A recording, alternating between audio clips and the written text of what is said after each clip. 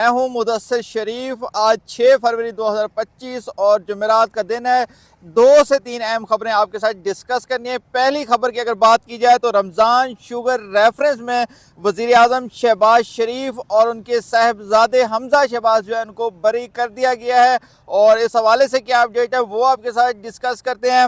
और लाहौर की anti corruption अदालत ने रमज़ान शुगर मिल्स रेफरेंस में शहबाज शरीफ और हमजा शहबाज को जो है बरी कर दिया है। और याद रहे इस हवाले से तफसीलात क्या हैं तो इस मुकदमे का फैसला जो एंटी करप्शन कोर्ट के जज सरदार इकबाल डोगर ने 3 फरवरी को बरीयत की दरखास्तों पर महफूज किया था और 6 फरवरी को ये जो है फैसला सुनाया जाना था और आज जो है जज की जानिब से ये फैसला सुना दिया गया है। और महफूज फैसला सुनाते हुए जज सरदार इकबाल डोगर ने वज़ीर आज़म शहबाज शरीफ और उनके बेटे हमजा शहबाज को इस शुगर जो है रमज़ान शुगर मिल्स रेफरेंस जो है उसमें बरी कर दिया है।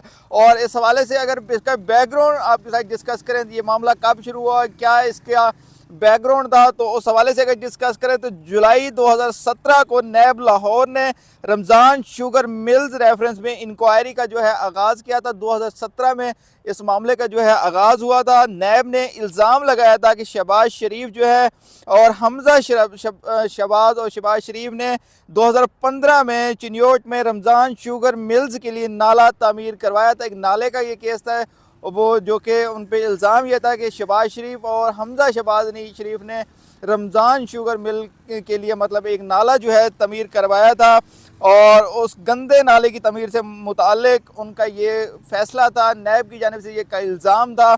तो ख़जाने को 21 करोड़ 30 लाख रुपए का नुकसान हुआ है और वज़ीर आज़म शहबाज शरीफ को नैब ने 5 अक्टूबर 2018 को नैब ने जो है गिरफ्तार किया था और हमजा शहबाज को रमज़ान शुगर मिल्स रेफरेंस में 11 जून 2019 को गिरफ्तार किया गया था।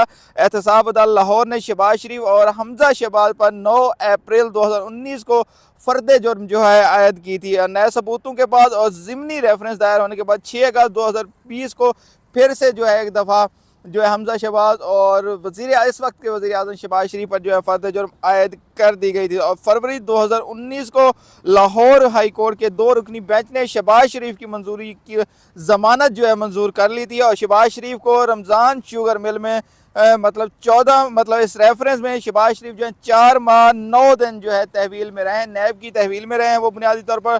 और 6 फरवरी 2020 को लाहौर हाई कोर्ट के 2 रुकनी बेंच ने हमजा शहबाज की जो है ज़मानत भी मंजूर कर ली थी और हमजा शहबाज जो है रमज़ान शुगर मिल्स रेफरेंस में 7 माह 26 दिन जो है नैब की तहवील में रहे थे। और नैब तरामीम के बाद एहतसाब अदालत लाहौर ने 11 सितंबर 2022 को रेफरेंस नैब को वापस भेज दिया था और सुप्रीम कोर्ट ने नैब तरमीमी एक्ट कलअदम करार दिया। तो 22 सितंबर 2023 को रेफरेंस समाअत के लिए दोबारा एहतसाब अदालत को भेज दिया गया। 6 सितंबर 2024 को सुप्रीम कोर्ट ने नैब तरामीम को फिर से बहाल कर दिया था। और इस हवाले से अगर मजीद आपके साथ डिस्कस करें अक्टूबर 2024 को एहतसाब अदालत लाहौर ने Ramzan sugar mills reference anti corruption अदालत को जो है मुंतकिल कर दिया था। एहतसाब अदालत ने लाहौर में रमज़ान शुगर मिल रेफरेंस की 105 इसकी समातों की अगर बात की जाए तो वो 105 हुए हैं जबकि एंटी करप्शन अदालत में इसकी 13 समातें हुई हैं। और इस हवाले से अगर आपके साथ डिस्कस करें इस मुकदमे की समाअत के दौरान मुदाई मतलब जिसने ये केस फाइल किया था उसने वो अपने बयान से मुनहर्रिफ हो गए थे और उसके बाद जो है ये केस जो है उसके बाद ख़त्म कर दिया। नैब ने भी इस पे केस को वापस ले लिया जबकि इस केस में 7 गवाहान के बयानात रिकॉर्ड किए गए हैं। और गुज़श्ता समाअत पर शहबाज शरीफ और हमजा शहबाज के वकील अमजद परवेज़ ने मौक़िफ़ अख्तियार किया था कि रुकने पंजाब असम्बली मौलाना रहमतुल्लाह की दरख्वास्त पर गंदे नाले के लिए डायरेक्टिव जो हैं जारी अहकामात जो हैं जारी किए गए थे। इस प्रोजेक्ट को पंजाब असम्बली ने मंजूर किया था। दूसरी जानब प्रोसिक्यूशन के वकील मोहम्मद वसीम ने दलाइल में कहा कि हमारे पास कोई ऐसा गवाह नहीं है जिसे पेश करना है। तमाम गवाहान के बयान जो है रिकॉर्ड हो चुके हैं, तमाम शवाहिद फाइल के साथ लगाए गए हैं। मतलब उनका यह कहना था सीधी सी मतलब कि हम इस केस पे मज़ीद जो है परसू नहीं करना चाहते और मुलजिम अदालत जो है मुलजिम को अगर रिहा करना चाहती है तो वो रिहा कर दे। सरकारी वकील ने कहा मज़ीद का इसमें जो मुतल्लिका MPA थे वो वफात पा चुके हैं, उसमें तमाम गवाहान सरकारी हैं। इस केस में बहुत से गैर मुतल्लिका लोग भी शामिल हैं। तो लाहौर तो ये थी हमजा शहबाज और शहबाज शरीफ के हवाले से रमज़ान शुगर मिल्स रेफरेंस में उनको आज अदालत की जानिब से बरी कर दिया गया है। और दूसरी खबर की अगर बात की जाए तो लाहौर हाई कोर्ट ने मुतनाज़ पीका तरमीमी कानून के ख़िलाफ़ सहाफ़ियों की दरख्वास्त को समाअत के लिए मुकर्रर कर दिया। पीका तरमीमी एक्ट जो है इस पर तफसीली बात कर चुका है। ये कम मंजूर हुआ, कौमी असम्बली से कब हुआ, फिर उसके बाद सेनेट से कब इसको मंजूर किया गया, और फिर उसके बाद सदर मुमलिकत जो है आसिफ अली जरदारी ने कब इस पर दस्तखत किए और ये कानून जो है उसके बाद बन गया। और इस हवाले से सहाफ़ियों ने एहतजाज भी किया था, जबकि अपोजिशन की जानिब से भी एहतजाज किया गया था और सहाफ़ियों की जानिब से इसको काला कानून और आज़ादी सहाफ़त पर कदगन के मुतरादिफ इस कानून को करार दिया गया। इस हवाले से क्या अपडेट है वो आपके साथ डिस्कस करते हैं। लाहौर हाई कोर्ट में पीका तरमीमी कानून 2025 को कलादम करा देने की दरख्वास्त की काबिल समाअत होने या ना होने से मुताल्लिक़ समाअत जस्टिस फ़ारूक हैदर ने की। फेडरल यूनियन ऑफ जर्नलिस्ट की जानिब से दायर दरख्वास्त में कहा गया है पीका बिल जो है मुताल्लिका स्टेक होल्डर्स और सहाफ़ती तंजीमों की मुशावरत के बगैर लिए लाया गया है और पीका तरमीमी बिल की मंजूरी से आइन में दी गई इज़हारी राय की आज़ादी जो है वो मुतासर होगी। और इस हवाले से मज़ीद अगर आपके साथ डिस्कस करें तो दरख्वास्त में पीका तरमीमी कानून 2025 को गैर आइनी करार देकर उसे कलादम करार देने की इस्तदा करते हुए कहा गया कि पीका तरमीमी एक्ट आइन में दी गई आज़ादी इजहार के तहफ़्फ़ुज़ से मुतसादिम है। और बाद अदालत ने पीका तरमीमी कानून के ख़िलाफ़ दरख्वास्त इब्तदाई समाअत के लिए मंजूर करते हुए वफाकी हुकूमत समेत दीगर फ़रीक़ैन को नोटिस जारी कर दिए हैं और पीका कानून 2025 को कलादम कराने देने की दरख्वास्त फेडरल यूनियन ऑफ जर्नलिस्ट की जानिब से दायर की गई, जिसमें इलेक्शन कमीशन और PTA समेत दीगर को फ़रीक जो है बनाया गया था। देखते हैं आप इस पर क्या अपडेट होती है, आया कि ये पीका तरमीमी एक्ट जो है इसको कलादम करार दिया जाता है या नहीं दिया जाता। ये एक ज़ेर बहस और इस वक्त मौजू है।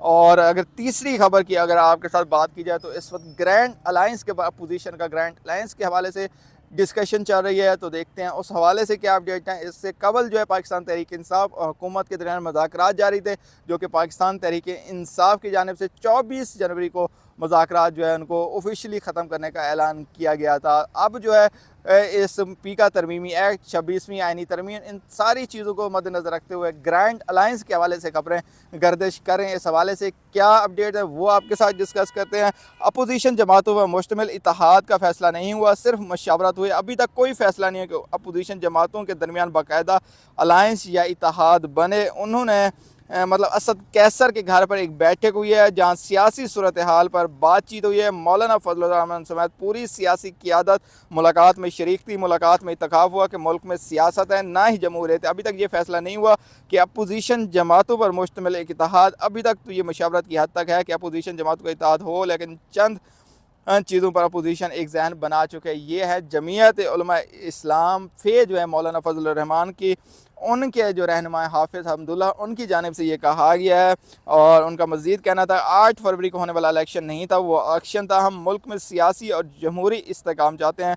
नुमाइंदा मुंतखब असम्बली और हुकूमत चाहते हैं कि इसके लिए नए इलेक्शन में जाना ज़रूरी है, क्योंकि मौजूदा हुकूमत अवाम की मुंतखब करदा नहीं है, इसमें मुल्क में रूल ऑफ लॉ जो है नहीं है। ये उनकी जानिब से कहा गया है। जबकि इस हवाले से दूसरी जानिब अगर बात की जाए तो अवाम पाकिस्तान पार्टी के सरबराह शाहिद खान अब्बासी जो है साबिक़ वज़ीर आज़म पाकिस्तान, उनका इस हवाले से क्या कहना था। उन्होंने कल एक मुशावरत हुए, मतलब वो इस चीज़ को कन्फर्म कर रहे हैं, ग्रैंड अलायंस के हवाले से अपोजिशन की जमातों की जो है मुलाकात हुई है और चंद बातों पर इत्तफ़ाक़ हुआ है कि मुल्क का निज़ाम नहीं चल रहा। गैर नुमाइंदा हुकूमत और सियासी इंतशार सरबराह अवाम पाकिस्तान पार्टी का कहना था कि सियासत आइन कानून की बालादस्ती पर इत्तफ़ाक़ है और इत्तेहाद में अभी वक्त लगेगा, लेकिन सोच में इत्तेहाद है। आगे क्या रास्ता तय होता है ये वक्त के साथ होगा। उन्होंने कहा कि सड़कों का मामला बहुत बाद में, मतलब सड़कों पे निकलना है, एहतजाज करना है या नहीं करना, पहले हम मसाइल के हल पर बात होगी, पहले मुत्तफ़िका सोच बनेगी और इंशाअल्लाह मुत्तफ़िका लाहे अमल भी बन जाएगा।